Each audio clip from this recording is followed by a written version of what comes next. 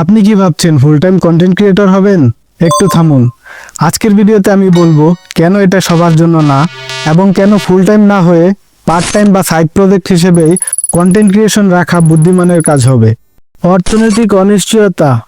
Full time content creation মানে হলো আপনার আর্নিং এর 100% নির্ভর করবে ভিউজ, ব্র্যান্ড ডিল বা স্পন্সরশিপের উপর।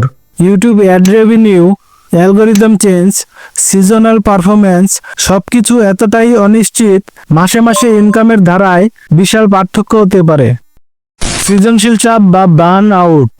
এভরি উইকস একাধিক ভিডিও মেক করতে হবে, রিলিজ করতে হবে, ট্রেন্ড ধরতে হবে।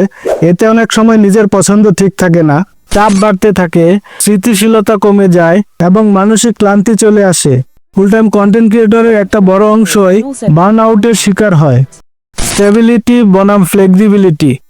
হ্যাঁ, কন্টেন্ট ক্রিয়েটর হিসেবে আপনি ফ্লেক্সিবল, কিন্তু ফুল টাইম করলে স্টেবিলিটি হারিয়ে যায়। বিশেষ করে পরিবার লোন বা দীর্ঘমেয়াদী কোনো ফাইন্যান্সিয়াল গোল থাকলে স্থির আয়ের একটি সাপোর্ট সিস্টেমে থাকা জরুরি।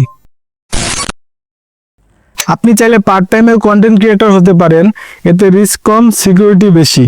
আর যখন কন্টেন্ট থেকে আয় স্টেবল হবে তখন ধীরে ধীরে ফুল টাইমে যাওয়ার চিন্তা করা যায়।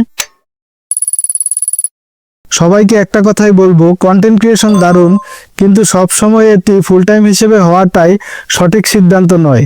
নিজের পরিস্থিতি অনুযায়ী সিদ্ধান্ত নিন। সর্বোপরি সকলের জন্য শুভেচ্ছা ও শুভকামনা জানিয়ে আজকে শেষ করছি। ভিডিওটি ভালো লাগলে লাইক দিন বা সাবস্ক্রাইব করুন।